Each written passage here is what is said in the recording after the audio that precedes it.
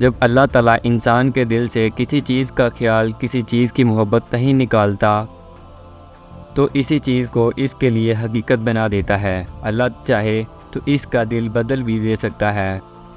کیا اس کے لیے مشکل ہے آپ کا دل اپنی مرضی کے مطابق بدلنا؟ اگر اللہ آپ کا دل نہیں بدل رہا تو یقین رکھیں کہ وہ راضی ہے آپ کی چاہت اور آپ کی محبت سے۔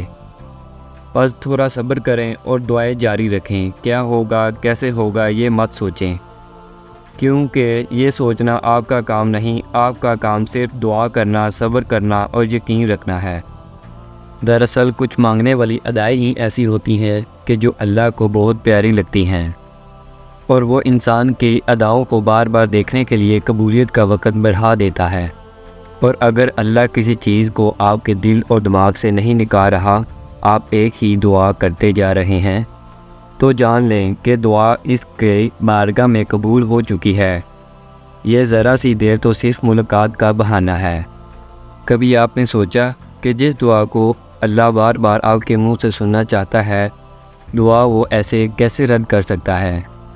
جب آپ کی زبان ایک ہی دعا بار بار دہرانے سے نہیں تھکتی تو یہ قبولیت کی نشانی نہیں تو اور کیا ہے؟ دل کو ایک ہی امید ہے کہ اللہ صدا ضرور سنے گا، تو یہ کیا قبولیت کی نشانی نہیں تو اور کیا ہے؟